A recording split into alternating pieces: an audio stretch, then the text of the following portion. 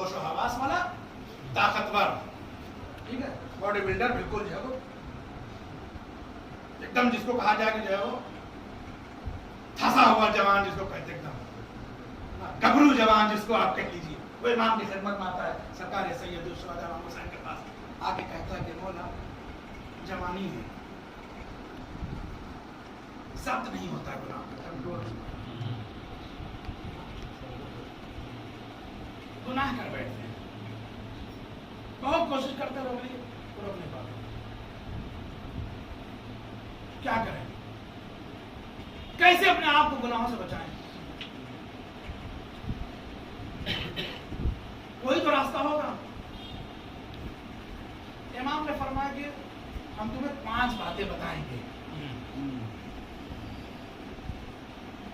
ये फॉर्मूला इमाम ने दिया। अच्छा, ये नौजवान के लिए नहीं सिर्फ, ये अब सबके लिए बात है। लेकिन इमाम की बात जो है वो न किसी एक खास मौके के लिए होती है, कभी किसी इमाम की कोई गुफ्तगू एक खास मौके के लिए नहीं होती है, खास फर्ज और खास महल के लिए नहीं होती है। अगर इमाम जो है वो किसी मौके पर कहते हैं, जिसका मतलब सबके लिए है, हर जमाने के लिए, हर शख्स के लिए। इमाम ने फरमाया 5 बातें तुमको बता दें, इन 5 बातों को सुन लो और इन 5 बातों से बाला अगर तुम सोच सकते हो और कर सकते हो तो फिर जाओ करो गुनाह। फरमाइए फरजंद रसूल क्या कहना चाह रहे हैं? आपने फरमाया पहली बात तो ये है कि जब भी गुनाह करने चलो तो ये सोच लेना कि अब आज के बाद अल्लाह की रोटी नहीं खाना, उसका रिज़्क़ नहीं खाना, फिर जो गुनाह चाहो कर लो। मसला बराबर ऐसा सारा दारो मदार जिंदगी का रोजी पर है, सारा दारो मदार अल्लाह ने पेट है। सलवात पढ़िए मोहम्मद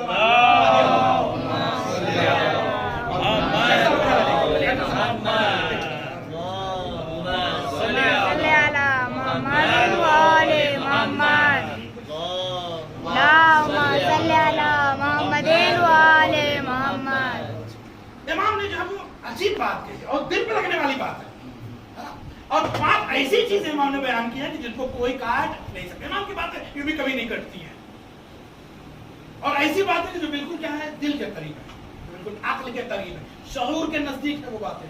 इमाम ने फरमाया पहली बात यह है कि तुम कह रहे हो कि गुनाह पे जो है कंट्रोल नहीं होता है, हम तुमको जो है 5 बातें। पहली बात यह है कि जब गुनाह करने चलो, दिल कहे तुम्हारा ना जब्त हो रहा हो, ना कंट्रोल हो रहा हो, तो ये इरादा कर लेना कि गुनाह के बाद जो है क्या है, अल्लाह की रोटी नहीं खाए, उसका रिज़्क़ नहीं खाएंगे। फिर उसके बाद इमाम ने फरमाया जो सा दिल तुम्हारा चाहे गुनाह का तो कर लेना, जो भी गुनाह जिस तरीका कभी करने चाहे कर लेना, बस ये सोच लेना कि आज के बाद अल्लाह का दिया हुआ रिज़्क़ नहीं खाएंगे। फिर दूसरी बात इमाम ने फरमाया का एक बात और याद रखो, जब गुनाह करने दिल चाहे ना, असबाब फराहम हो, कोई देखने वाला भी ना हो, सब कुछ ठीक हो मामला, तो इमाम ने फरमाया कि उस वक्त ये एहसास कर लेना कि इस गुनाह के बाद अल्लाह की हुकूमत से निकल जाना है। मुतवज्जे नहीं है आप, इस गुनाह के करने के बाद अल्लाह की हुकूमत में नहीं रहना है, फिर उसके बाद जो चाहो वो गुनाह करो। पसीना पसीना होने लगा नौजवान। इमाम ने फरमाया जब कोई भी देखने वाला ना हो, कोई भी शाहिद ना हो, तुम्हारे गुनाह में कोई गवाह ना हो, तुम्हारे गुनाह पर कोई बासिर और नाजिर ना हो, तो फिर उस वक्त क्या करना है? इमाम ने फरमाया कि जो है वो ये सोच लेना कि कोई देखने वाला नहीं है, वाकई कोई देखने वाला नहीं है, अब तक खुदा भी नहीं देख रहा है, तब जो है वो क्या है, गुनाह कर गया, हालत खराब होने लगी। रिस्क जरूरी है, हुकूमत खुदा विलायत खुदा छोड़ के आदमी जा नहीं सकता है, कहीं भी चला जाए, है ना। मौला अमीरुल मोमिनीन ने जो है वो दुआए कुमैल में क्या अर्शाद फरमाया, वला युमकिनुल फिरारो मिन हुकूमत माबूद, आदमी कितना भी भागे लेकिन तेरी हुकूमत की जो है क्या है, सरहद से बाहर नहीं। हर जगह क्या है, नाज़िर है, हर जगह देख रहा है, जो है वो सोच लो कि नहीं देखने वाला कोई, खुदा भी हफ्ता नहीं देखने वाला। उसके बाद नौजवान की हालत खराब, सोच सकते हैं कि वाकई जो है वो क्या, उस नौजवान की कैफियत क्या होगी। फिर इमाम ने फरमाया चौथी बात, जब गुनाह करने चलो तो ये सोच लेना कि जब इज़राइल आएंगे वक्त मौत, उन्हें तुम अपने से दूर भगा सकते हो, ये कह सकते हो कि तुम हमारी रूह नहीं कब्ज़ कर सकते, जाओ हम नहीं जाएंगे तुम्हारे साथ, जाएंगे हमारी रूह नहीं जाएगी तुम्हारे साथ। अगर तुम ये काम कर सकते हो کہ اسرائیل کو وقت قبض روح کیا ہے؟ اپنے سے بھگا سکتے ہو، دور کر سکتے ہو، خوب جاؤ جو چاہو اور جاؤ سبھی دور، جیسا بھی چاہو گناہ کرو، کیا اپنے لگا۔ پھر امام نے فرمایا پانچویں چیز، آخری چیز یہ ہے کہ جب جو ہے وہ محشر برپا ہو، تمہارے گناہوں کے بنا پر تم کو جو ہے کیا جہنم میں ڈالا جانے لگے، اگر اس وقت تم اپنے آپ کو جہنم میں جانے سے بچا سکتے ہو تو جو چاہو گناہ کرو۔ یہ سننے کے بعد اس کا حل ہے۔ روایت کہتی ہے کہ یہ 5 حکایتیں سننے کے بعد، یہ 5 نورانی اور جو ہے مؤثر کلمات سننے کے بعد اس کا عالم یہ ہوا کہ اب تک جو گناہوں پر اصرار کیا کرتا تھا، جو گناہوں میں مبتلا رہتا تھا، فرزند رسول کو گواہ قرار دے کر کے اس نے اللہ کی بارگاہ میں توبہ کیا، معبود میں نے جو بھی گناہ کیے تھے وہ توبہ کر رہا ہوں حسین کے سامنے۔ امام نے بھی اس کو دعائیں خیر دی۔ اب آپ سمجھے کہ سبق کتنا بڑا ہے، یعنی انسان کی زندگی کو بدلنے کے لیے امام کی ایک حدیث کافی ہے یا 1000 مجلسیں سننے کے بعد بھی اگر گناہ ہو رہا ہے تو سمجھیے مجلسیں سن رہے ہیں، سمجھ نہیں رہے ہیں۔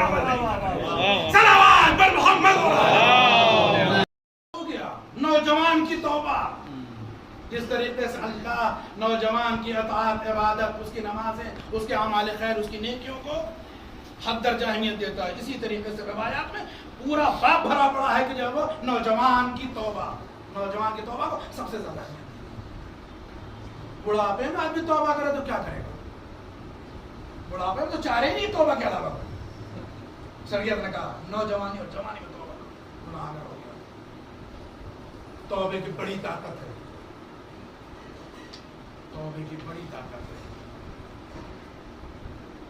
توبہ جو ہے وہ انسان کو خالص کر دیتا ہے۔ حدیثیں بے شمار حدیثیں موجود ہیں توبے کے سلسلے میں، یہاں تک کہا گیا ہے کہ اگر کوئی توبہ کر لے یا کوئی نوجوان توبہ کر لے تو توبہ کرنے کے بعد وہ ویسے ہی خالص ہو جاتا ہے کہ جیسے جو ہے وہ کیا ہے کوئی نوزائیدہ بچہ جو ابھی بھی پیدا ہوا ہے، اس کے جو ہے وہ اس میں کوئی گناہ نہیں۔ توبے کی طاقت سمجھ رہے ہیں؟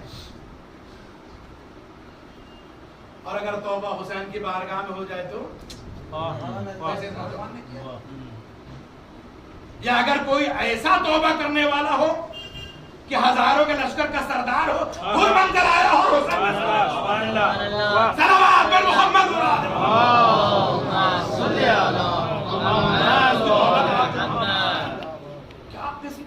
کس بلندی کی توبہ ہے۔ اور پھر توبہ جو کیا ہے صرف یہ نہیں کہ زبان سے، عمل سے بھی، قربانیوں سے بھی، صرف اپنی قربانی نہیں بلکہ اپنے بھائی کی قربانی، اپنے غلام کی قربانی، اپنے جوان بیٹے کی قربانی۔ توبے کی بڑی طاقت ہے۔ زیادہ وقت نہ ہوگا ہمیں اور جو ہے وہ بہت دلچسپ بات ہے، ہلکا سے اشارہ کر کے چل۔ توبے کی کیا حیثیت ہے؟ توبہ کیا ہے؟ انسان کی ناامیدی کو دور کرتی ہے۔ توبہ جو ہے وہ ایک ناامید انسان کے لیے امید کا وہ ایسا روشن چراغ ہے کہ جس کے پاس اندھیرا نہیں ہے، اس کے پاس اجالا ہی اجالا ہے، مگر توبہ کرے۔ سوال یہ ہے کہ پھر گناہ ہی کیوں کرے کہ توبے کی نوبت آئے؟ سوال یہ بھی ہے کہ بندہ جو ہے گناہ ہی کیوں کرے کہ توبے کی جو کیا نوبت آئے؟ لیکن پھر کبھی کبھی کیا ہوتا ہے کہ انسان شیطان کے بہکاوے میں اچھے خاصے لوگ کر لیتے ہیں۔ یہ اس لیے کہہ رہے اچھے خاصے لوگ کر لیتے ہیں، کئی ایسے گناہ ہیں کہ جو ہے وہ ہم متوجہ بھی نہیں رہتے کہ یہ گناہ ہے مگر ہو جاتا ہے۔ یہ بھی ہوتا ہے، بہت سارے گناہ ایسے ہیں کہ ہم متوجہ نہیں ہوتے کہ یہ گناہ ہے، ہم کر تو سکتے ہیں۔ ظاہر سی بات ہے وہاں تو لکھا گیا نا کہ گناہ ہے۔ امام جعفر صادق علیہ السلام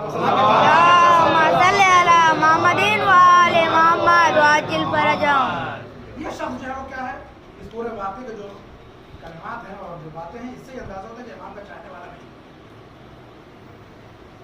آج امام کی خدمت عرض کرتا ہے کہ مولا یہ بتائیے کہ اگر آپ کا چاہنے والا، لفظ بتا رہا ہے آپ کا چاہنے والا، یہ آپ کا چاہنے والا نہیں ہے، کہتے کہ اگر آپ کا چاہنے والا، توبے کی اہمیت کو سمجھیں۔ اس نے کہا کہ اگر آپ کا کوئی چاہنے والا گناہ کر لے تو کیا ہو؟ اگر آپ کا کوئی چاہنے والا گناہ کر لے تو کیا ہو؟ شاید یہ اس کی طرف سے طنز بھی ہے نا کہ آپ کا چاہنے والا، اندازہ ہے جو روایت کا وہ یہ ہے کہ اس نے گویا طنزیہ طور پہ کہا کہ آپ کا چاہنے والا گناہ کرے تو کیا ہوگا۔ امام نے بڑی تفصیل میں جو ہے وہ جواب، مگر جلدی ہمارے مختصر الفاظ سن لیجیے، ہم جو ہے وہ سمجھنا چاہ رہے ہیں اس روایت سے جو آپ تک پہنچانا چاہ رہے ہیں، اس میں بہت مختصر الفاظ۔ اگر کوئی جو ہے وہ اس طریقے کا عمل کر لے، گناہ کر لے، تو امام فرماتے ہیں کہ یہ ممکن ہی نہیں ہے کہ وہ اللہ کی بارگاہ میں گناہ گار جائے، بلکہ اسی دنیا میں اللہ اس کے گناہوں کا حساب کتاب صاف کر دے گا، تب اسے بلائے گا وہاں۔ وہ متوجہ رہیے گا، دلچسپ بات ہے۔ کہنے کا وہ کیسے؟ امام نے کہا کہ کچھ ایسی جو ہے وہ کیا ہے چیزیں ہیں کہ اللہ اس گناہ گار کو اس دنیا میں دے دے گا، اور وہی چیزیں اس کے گناہ کا کفارہ ہوگی۔ لیکن محنت ظاہر نہ جائے بھائی، اللہ کچھ مشکلات دے گا اسی دنیا میں، یہی مشکلات اس کے گناہ کا کفارہ ہوں گی۔ جب جائے گا اللہ کے بارگاہ میں تو کفارہ ہو کے جائے گا، صاف ستھرا ہو کے جائے گا۔ کیا ہوگا؟ امام نے کہا کہ اگر گناہ کرتا ہے کوئی آدمی تو پروردگار اسے اس دنیا میں اس کے بدن میں کوئی بیماری دے دے گا، اور یہی بیماری اس کے گناہ کا کفارہ ہوگی۔ بیماری پر دل تنگ نہ ہوئیے، بیماری کیا ہے؟ روایتوں میں ہے، اور بھی دیگر جگہوں پر بھی روایتوں میں ہے کہ گناہوں کو دھو دیتی ہے بیماری۔ بخار آنا، کوئی جو مرض اور لاحق ہو جانا، عزم میں کوئی دقت ہو جانا، کوئی پریشانی ہو جانا، کوئی نقص آ جانا، یہ اللہ کی طرف سے عنایت ہے کہ جو گناہ کیا ہے بندے نے اس کا کیا ہے کفارہ اس دنیا میں ہو جاتا کہ ہماری بارگاہ میں آئے تو صاف ستھرا ہے۔ بیماری میں بہت ساری روایتیں موجود ہیں۔ بیمار آدمی پتہ ہے اللہ سے اور نزدیک ہو جاتا ہے۔ خود بھی محسوس کیجیے کبھی جب بہت جو ہے وہ بخار چڑھ جاتا ہے لمبا، 102 اور 103 جب پہنچ جاتا ہے معاملہ، تب آدمی سوچنے لگتا ہے یار جو ہے وہ بھی غلط کیا تھا، یہ بھی غلط کیا۔ جب 103 104 105 ڈگری جو بخار پہنچتا ہے تب آدمی سوچتا ہے یار توبہ کر لے جلدی سے، کیا ہے اللہ سے اور نزدیک ہوتا ہے۔ اسی لیے کہا گیا ہے کہ جو ہے وہ آدمی جب کسی عیادت کے لیے جائے کسی مریض کی تو ہمارے الٹا ہوتا ہے، مریض کہتا ہے کہ تم ہمارے لیے دعا کرو اچھے والے سے، جبکہ روایت کہتی ہے کہ اچھا والا کہے کس سے؟ بولیے مریض سے کہ تم ہمارے لیے دعا کرو۔ کیوں؟ روایت کہتی ہے کہ چونکہ یہ مرض کی بنا پر اپنے اللہ سے زیادہ نزدیک ہو گیا ہے، اب یہ دعا کرے گا تو اس کی دعا اللہ رد نہیں کرے گا۔ مریض کہتا ہے چونکہ تم ہمارے لیے دعا کرو، جبکہ روایت ہے کہ نہیں یہ کہے۔ البتہ جو عیادت کرنے جا رہا ہے اس کا بھی اپنا الگ ثواب ہے۔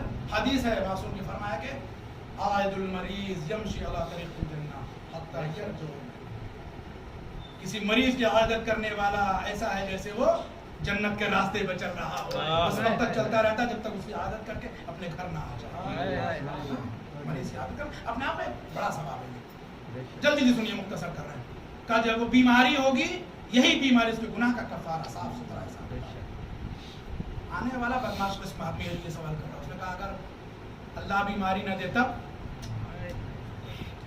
امام نے فرمایا کہ پھر اللہ اسے برا پڑوسی دے دے گا،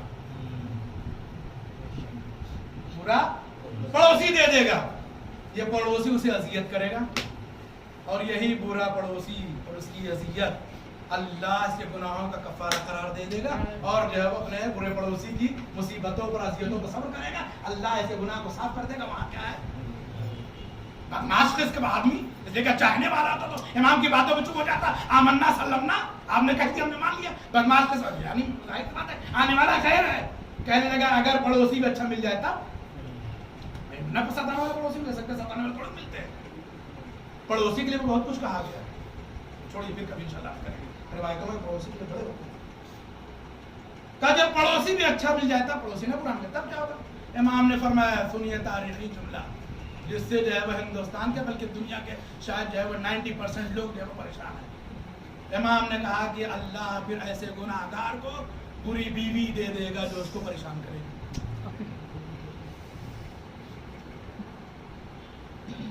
جو بدتمیز ہوگی، جو بددہن ہوگی، جو بد اخلاق ہوگی، جو نافرمان ہوگی۔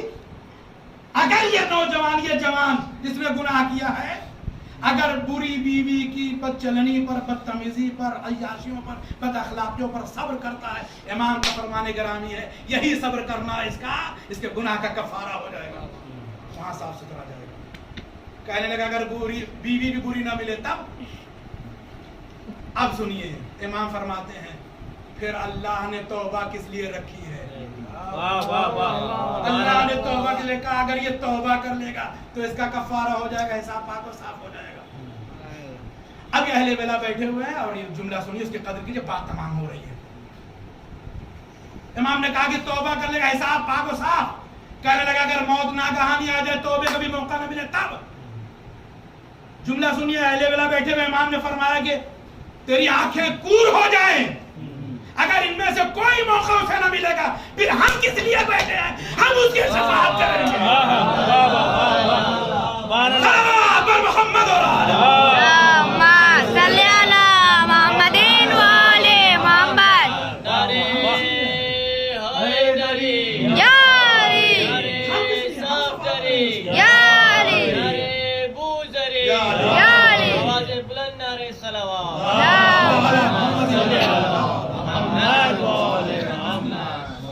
ہم سفارش کریں گے. سفارش اسی کی تو چلتی ہے نا کہ جس کا کوئی تعلق ہو، جسے سفارش کی جا رہی ہے. ان کی سفارش کے لیے ان کو اللہ نے جو کیا ہے، آیات قرآن میں ان کو کیا ہے، ان کو شفیع قرار دیا، سب کو شفاعت گزار قرار دیا. یہ سب شفاعت کریں گے معصومین. اس کا مطلب ہے کہ اللہ کی بارگاہ میں ان کا جو مقام و مرتبہ ہے وہ کسی کا نہیں ہے، جس کی چاہے شفاعت کریں. لیکن یہ بات بھی ذہن میں رہے کہ امام کو موقع تو ملا شفاعت کا، امام کو موقع بھی دینا ہے شفاعت کا. ایسا نہیں کہ مثلا جو ہے وہ کوتاہیاں کرتے جائیں. گناہ ہو گئی کوئی بات نہیں، توبہ ضروری، توبہ کریں تاکہ امام کی بارگاہ میں بھی کیا ہے، پاک و صاف جائیں، اور پھر خدا کی بارگاہ میں پاک و صاف. بس میرا جو گفتگو تمام ہوگی. امام کیا ہے؟ امت کا نگہبان ہوتا ہے. امام کیا ہوتا ہے؟ امت کا خیر خواہ ہوتا ہے. امام کسی بھی دور کے ہوں، وہ اپنی امت کے کیا ہے، خیر خواہ ہوتے ہیں. کبھی امام اپنی امت کا کیا ہے، برا نہیں چاہتے. حتیٰ دشمن کا بھی برا نہیں چاہتے، جو ان کے خون کے پیاسے ہوں ان کا بھی برا نہیں چاہتے. امام سرکار سے دو شعبہ جن کے سفر کی تاریخ ہے، آپ ان کی زندگی میں دیکھیے. ولید نے بلوایا ہے کہاں سے؟ مسجد سے. مسجد سے بیت الشرف آئے ہیں. بہن کو آواز دیتے، بہن ولید نے دربار میں بلایا ہے. بہت سارے لوگ ہمارے یہاں جو وہ جناب زینب کے کردار کو کربلا اور کربلا کے بعد سمجھنا چاہتے ہیں، لیکن واقعی جناب زینب کے کردار کو سمجھنا ہو تو کربلا سے پہلے بھی سمجھیے. اور یہ اسی موقع پر نہیں کہ جب ولید نے بلایا اور امام آئے گھر میں، وہ کہہ رہے ہیں کہ ہم کو دربار میں بلایا گیا. اس سے بہت پہلے بھی جب بچپن ہے ان کا، تب بھی دیکھیے آپ بھائی بہن کا کہ دونوں ایک دوسرے کا کتنا خیال کرتے ہیں. ہم نے ابھی اخیراً بہت جلدی روایت پڑھی. آپ نے جناب سیدہ رسول اللہ کے لیے وہ روایت بہت سنی ہے کہ جب بھی آپ آ جاتی تھی محضر پیغمبر میں، تو پیغمبر کیا اٹھ کے کھڑے ہو جاتے تھے نا تعظیم کے لیے، احترام کے لیے. ہم نے یہی روایت جناب امام حسین اور جناب زینب کے لیے پڑھی. جناب زینب کا بھی احترام امام حسین امام ہوتے ہوئے بھی اتنا کرتے تھے کہ جب آ جاتی تھی آپ ان کے سامنے تو آپ ان کے احترام کے لیے کھڑے ہو جاتے تھے. اگر ذہن پوری طریقے سے نہ پہنچا ہو تو ابھی آگے جو گفتگو آنے والی ہے کہ جہاں امام احترام کر رہے ہیں، سمجھیے گا کہ باقی جناب زینب کی کیا حیثیت ہے. اسی بنیاد پر آ کر کے کیا ہے، سب سے پہلے اس پورے مسئلے کو امام حسین مسجد سے آنے کے بعد جناب زینب سے کیا ہے بیان کر رہے ہیں کہ حاکم نے بلایا، بھیا کیا ارادہ، جائیں گے دربار میں؟ اچھا ٹھیک آپ جا رہے ہیں، مگر ایک بات ہماری بھی مان لیجیے. ہاں بہن کہیے، کیا کہنا چاہ رہی ہیں؟ آپ جائیے تو، لیکن ہم آپ کو تنہا نہ جانے دیں گے. پھر کئی نوجوانوں کو اپنے ساتھ لے کے جائیے. علی اکبر میرا ماجایا جا رہا دربار، تلوار اٹھاؤ جاؤ ان کے ساتھ. قاسم و محمد تمہیں بھی ان کے ہمراہ جانا ہے.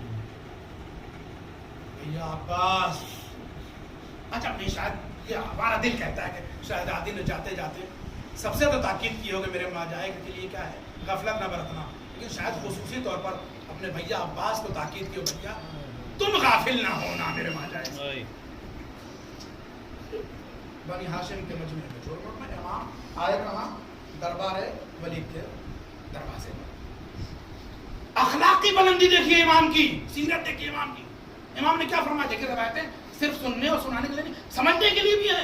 امام نے فرمایا نوجوانوں، حاکم نے تنہا مجھے بلایا ہے، اس لیے دربار میں تنہا جاؤں گا. اخلاق کی بلندی تو دیکھیے امام کی. تم سب باہر رہو، یہ اخلاق کی بلندی ہے کہ نہیں؟ امام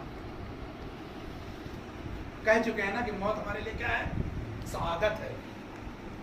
जो है वो हम तन्हा जाएंगे, मौला अगर जो है वो हालात कुछ नागवार गुजरे तो कहने लगे जब हमारी आवाज बुलंद हो जाए तो तुम जो है वो इशारा समझ लेना आवाज बुलंद, जब आवाज बुलंद तो समझ लेना कि हमने इशारा दे दिया है, इजाजत तो तुम लगा जाना। लीजिए इमाम आए दरबार, अखलाक की बुलंदी देखिए, सरकार सईद व शुहदा की किरदार की बुलंदी देखिए। रावी कहता है कि हाकिम तख्त पे बैठा लेकिन बैठ ना सका इमाम को देखने के बाद, जलाल वो है इमाम हुसैन क्योंकि जो है वो एहतराम के लिए खड़ा हुआ है, इमाम लगा बैठे हो, बैठ जाओ। उसने कहा कि जो है वो माविया इस दुनिया से चला गया है, अखलाक की बुलंदी देखिए हुसैन इब्न अली की, फरमाया इन्ना लिल्लाहि व इन्ना इलैहि राजिऊन। दुश्मनी अपनी जगह है, दीन की तालीम अपनी जगह है, हुसैन की अखलाक की बुलंदी अपनी जगह है। यजीद से ज्यादा जो है वो माविया से ज्यादा बड़ा दुश्मन कौन हो सकता है? हुसैन इब्न अली, उनके बाप का दुश्मन, उनके भाई का दुश्मन, दीन का दुश्मन है। दीन में जो है तहर्रुफात जो है वो सारी तहरीफात सारे खुराफात जो है वो माविया के दौर के हैं। लेकिन इमाम ने फिर भी क्या है, जैसी खबर सुनी मौत की कहा इन्ना लिल्लाहि व इन्ना इलैहि राजिऊन, हम सब अल्लाह के लिए, हम सबको पे रख के जाना है। क्यों बुलाया रात को? कहने के जो है वो खत आया, हुक्म है कि आप यजीद की बैअत करें, वो तख्त नशीन हुआ है बाप के मरने के बाद। इमाम ने फरमाया कि ये बड़ा मसला है बैअत का, रात की तारीकी में तो नहीं हल होना है इसको, अहम मसला है बैअत का। ऐसा करो कि कल जब सुबह में दरबार सजे, असहाबे पैगंबर आए, लोग आए, अवाम आए, सबको बुला लेना और मैं भी आ जाऊंगा, और उस वक्त दिन के उजाले में बात रखी जाए सबके सामने। फिर देखा जाएगा कि हम में से बैअत का मुस्तहक कौन है। मेरी बैअत होनी चाहिए कि मैं किसी की बैअत करूं, कौन बैअत करने का मुस्तहक और कौन बैअत लेने का मुस्तहक है। बोली तो बात समझ में आएगी, मंतिकी बात है इमाम। उसने कोई बात नहीं, आप जैसा कहें, आपकी जैसे मर्जी कल सुबह ऐसा बात है कि इमाम की बात मंतिकी थी। जाइए आप, कल देख लेंगे क्या होता है।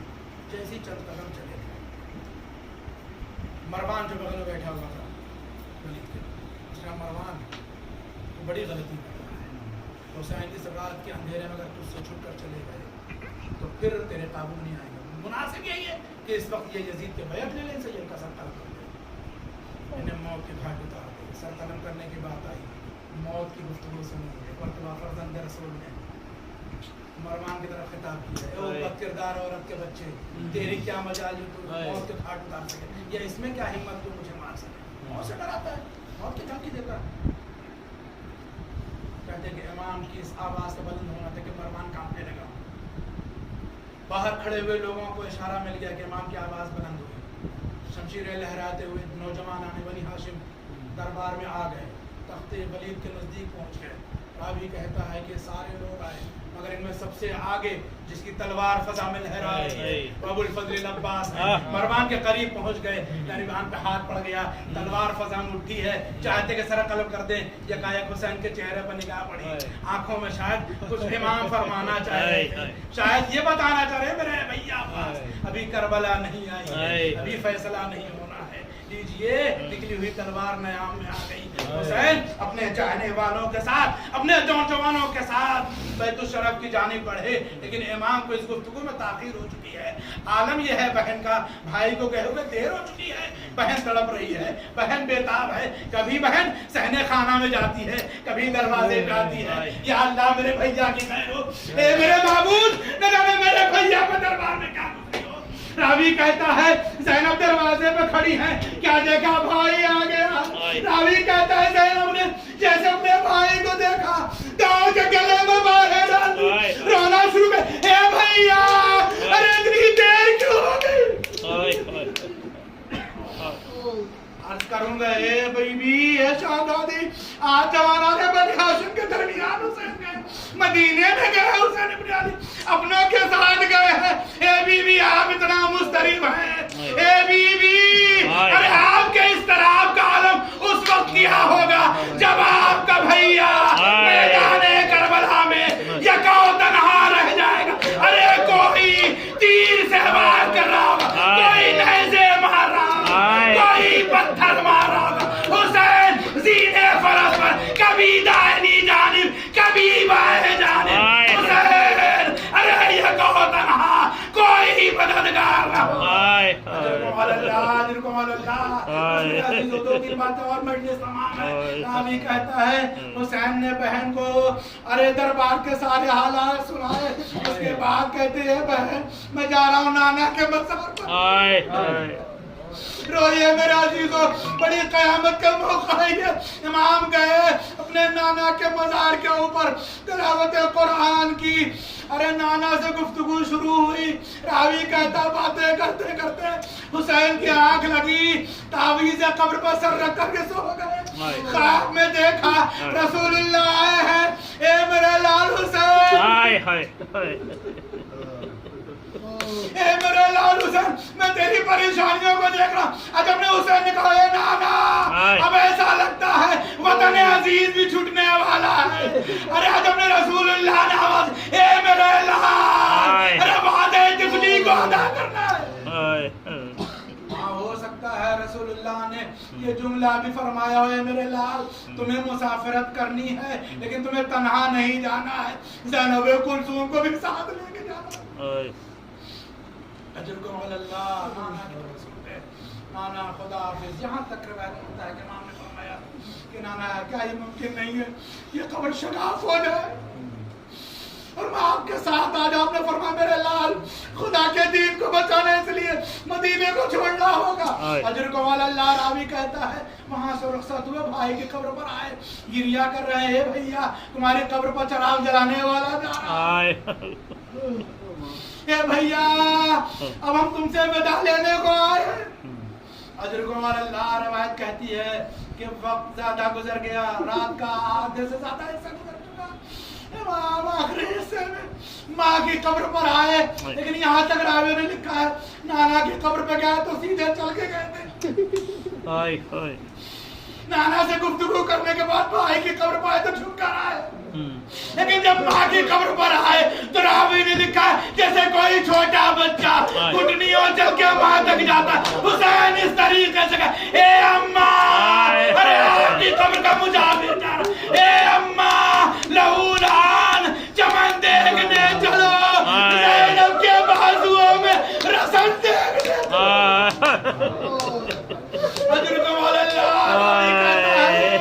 कब्र से रसने लगी। ए मेरे लाल हुसैन, अरे तू चल रहा है तो क्या ये माँ कब्र में चैन से रहेगी? ए मेरा लाल नहीं, मैं भी तेरे काफिले के साथ रहूंगा, तेरी हर मुसीबत पर ये माँ गवाह बने। खुदा अपनी इन आवाजों पर रहमत नाजिल करे। अल्लाह रावी कहता है तो हुसैन आए बैतुल शरफ में, बहन को बुला के कहते हैं बहन सामाने सफर बांधा जाए, हमें अब नाना के मदीने को तर्क करना है। लीजिए महफिलें लाई गई, पर्दे का एहतमाम हुआ, खजाए सजाए गए, ऊँटों को सजाया गया, पूरी तरीके से कनातें खींची गई, ये मुनादी दी गई कि बनी हाशिम की औरतें अहले बैत अब बाहर मुसाफरत के लिए अपने अपने सवारियों में जा रहे, खबरदार कोई अपने घर से बाहर।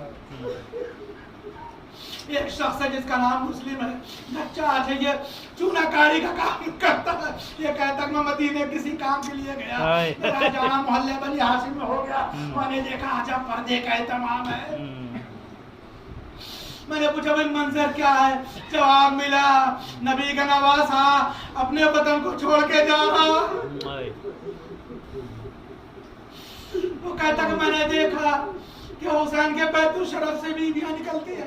आलम एक कोई बीवी जब निकलती है तो हालत यह है कि सर से पांव तक हिजाब में है, मुहज्जबा खातून निकलती है, कोई एक नौजवान आगे बढ़ता है, उसके बाजू को थामता है, महमिल का पर्दा उठाता है, इज्जत तो एहतराम से बिठा देता है। ये गायक मैंने देखा कि सारी बीबियां बैठ गईं, लेकिन हुसैन एक कुर्सी में बैठे हुए हैं।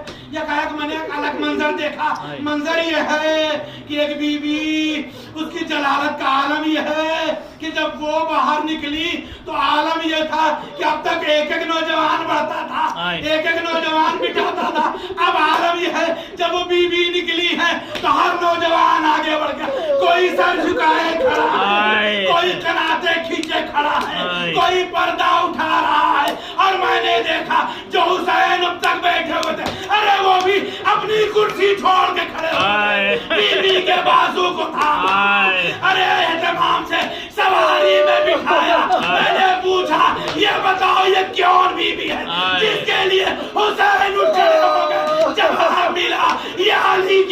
کی زینب ہے، حسین جس کے پردے کا اتنا اہتمام. بس میرے عزیزوں، ارے یہ منظر زینب کے دل میں جگہ کر جانے والا، اب زینب کو یہ منظر دوبارہ نہیں دکھنے والا. ہاں زینب کا مدینے سے سفر ہے تو پردے کا اتنا اہتمام ہے، لیکن ایک سفر زینب نے پھر کیا 11 محرم کربلا سے کوفے کی جانب. عالم یہ ہے کوئی سوار کرنے والا نہیں ہے. ایک بیمار کی ارے کڑیوں کی جھنکار نے آواز دی، اے بوبی اماں، اے شام